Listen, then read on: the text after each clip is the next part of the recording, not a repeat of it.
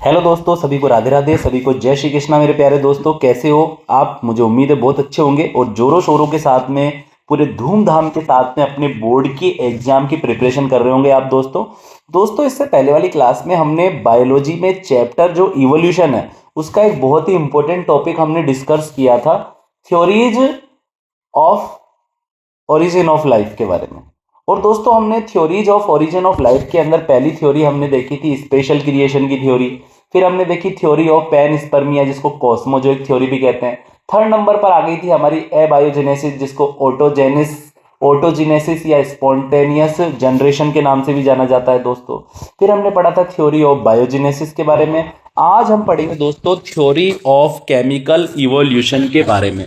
दोस्तों, इस theory of chemical evolution को हम ऑपेरिन हेल्डन की थ्योरी के नाम से भी जानते हैं दोस्तों this theory proposed by Oparin and हेल्डन। दोस्तों, जो ये थ्योरी ऑफ केमिकल इवोल्यूशन है, इसको ओपेरिन और हेल्डन दो साइंटिस्टों ने प्रपोज किया था। दोस्तों, इनके अकॉर्डिंग क्या था? According to this theory, the first form of the life could have come from pre existing non living organic molecules.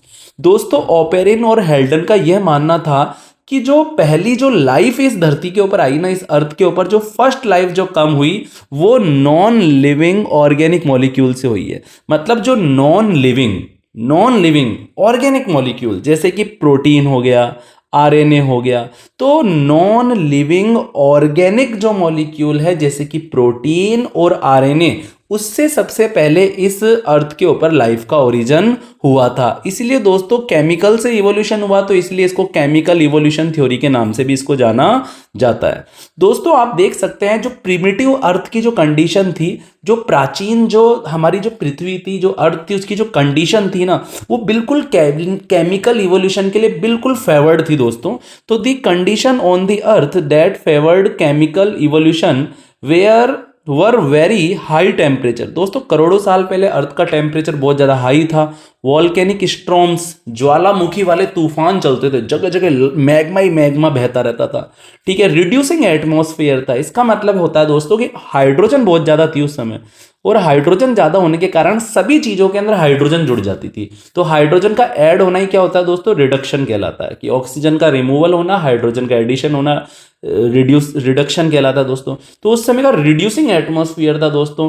CH4 भी उस समय पाई जाती थी, मीथेन भी बहुत ज़्यादा पाई जाती थी, अमोनिया, वाटर वेपर, ये सब कुछ उस समय पे पाई जाती थी। और इन सभी केमिकल्स के द्वारा, इन नॉन लिविंग केमिकल्स के द्वारा, in non living organic chemicals के द्वारा लाइफ का ओरिजिन हुआ।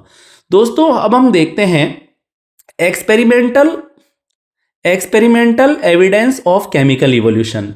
आपको पता है दोस्तों कि एक साइंटिस्ट हुए हैं, दो साइंटिस्ट हुए हैं, जिनका नाम है SL मिलर और SC यूरे।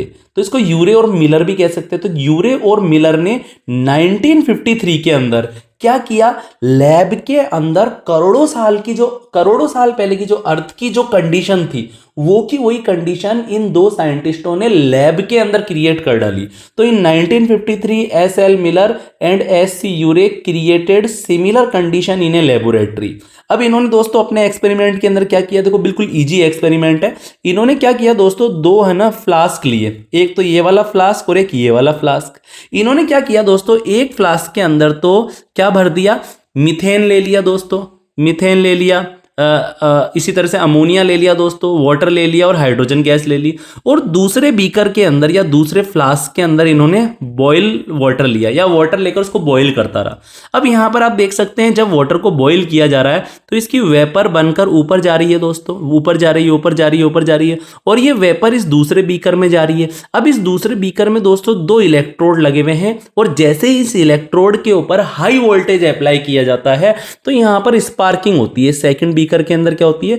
स्पार्किंग होती है। तो एक तो हाई टेम्परेचर के कारण वाटर की वेपर बनकर यहां आ गई इस सेकंड नंबर के फ्लास्क के अंदर, और इस सेकंड नंबर के फ्लास्क में पहले से ही कुछ गैसियस सब्सटेंस है, जैसे कि मीथेन, अमोनिया, वाटर की वेपर और हाइड्रोजन गैस। तो ये सारी के सारे जो केमिकल थे, ये हाई टेम्परेचर पर और इस इलेक्ट्रिक डिस्चार्ज के कारण, इस स्पार्किंग के कारण जो हाई टेम्परेचर जनरेट हुआ है, तो इस हाई टेम्परेचर के कारण ये गैसियस सब्सटेंस में रिएक्शन हुई दोस्तों। फिर जो ये गैसियस सब्सटेंस या जो इन केमिकल्स की जो वेपर है, इसको कंडेंसर को यूज में लेते हुए, एक कंडेंसर एक मशीन होती है, इसको यूज में लेते हुए दोस्तों इस वाटर की वेपर को वापस है ना, इस मतलब इन केमिकल्स की वेपर को वापस लिक्विड में कंडेंस कर दिया जाता है। कंडेंसेशन आप समझते हो ना, किसी वेपर का लिक्विड फॉर्म के अंदर कन्वर्ट हो जाना कंडेंसेशन कहलाता है। तो दोस्तों इसमें ठंडा पानी होता है, इसमें कोल्ड वाटर होता है जो वेपर को कोल्ड करके लिक्विड में कन्वर्ट कर देता है। अब देखिए ये लिक्विड वापस नीचे आया और इस लिक्विड को वापस बॉईल किया, ये लिक्विड वापस वेपर में बदला, वापस इस लिक्विड के अंदर इलेक्ट्रिसिटी डिस्चार्ज हुई, ये वापस वेपर में कन्वर्ट हो गया और ज़्यादा, फिर ये वेपर वापस कंडेंसर से गुजरी तो वापस लिक्विड में कन्वर्ट हुई। इस साइकिल को ये साइंटिस्ट कई दिनों तक दोहराता रहा दोस्तों। देखो इसने क्या करा, experimental setup in a closed flask containing methane, hydrogen, ammonia, water vapour और 800 डिग्री सेल्सियस का इसने टेम्परेचर रखा, इलेक्ट्रिसिटी डिस्चार्ज करवाई, वाटर को भी इसने बॉईल करा दोस्तों।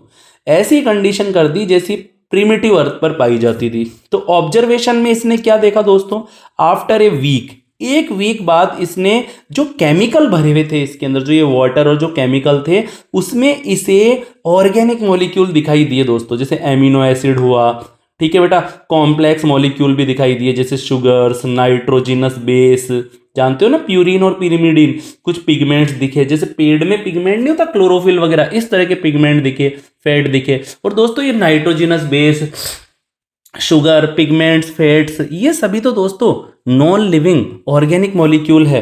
तो इस बंदे ने क्या करा, लैब के अंदर नॉन लिविंग ऑर्गेनिक मॉलिक्यूल बना डाले दोस्तों। ठीक है दोस्तों, तो दोस्तों कॉन्क्लूजन क्या निकलता है इस एक्सपेरिमेंट से, तो दोस्तों इस एक्सपेरिमेंट से कॉन्क्लूजन ये निकलता है कि provides experimental evidence for the theory of chemical evolution. तो दोस्तों ये जो डायग्राम है या जो ये एक्सपेरिमेंट है, ये केमिकल इवोल्यूशन की थ्योरी को सपोर्ट करता है दोस्तों। और इस थ्योरी के अंदर, इस केमिकल इवोल्यूशन के इस एक्सपेरिमेंटल सेटअप के अंदर हमें नॉन सेलुलर लाइफ के बारे में पता लगता है दोस्तों। किसके बारे में पता लगता है, नॉन सेलुलर लाइफ के बारे में पता लगता है। और ऐसा भी माना जाता है कि it show first non cellular life was created about 3 billion year ago. कितने साल पहले दोस्तों, 3 बिलियन ईयर अगो पहले। दोस्तों देखो मैं आपको ये ना एक इंपॉर्टेंट चीज और बताता हूं, ये मैं आपको बताता हूं फॉर्मेशन ऑफ फर्स्ट सेल, कि दुनिया में सबसे पहली सेल कैसे बनी। तो first non cellular life form originated 3 billion year ago. ऐसा माना जाता है कि जो सबसे पहली जो नॉन सेलुलर जो लाइफ आई थी, मतलब जो प्रोटीन और जो एमिनो एसिड, पिगमेंट, फेट और ये जो इस तरह के जो ऑर्गेनिक मॉलिक्यूल होते हैं, ये लगभग है ना आज के ना 300 करोड़ साल पहले बने होंगे, लगभग 3 बिलियन ईयर अगो पहले ये बने होंगे बेटा। ठीक है बेटा, ये मॉलिक्यूल जाइंट मॉलिक्यूल थे, बड़े बड़े ऑर्गेनिक मॉलिक्यूल थे, जैसे आरएनए, प्रोटीन, पॉलीसेकेराइड, तुम जानते ही हो, स्टार्च हो गया, सेलुलोस हो गया, इस तरह के मॉलिक्यूल।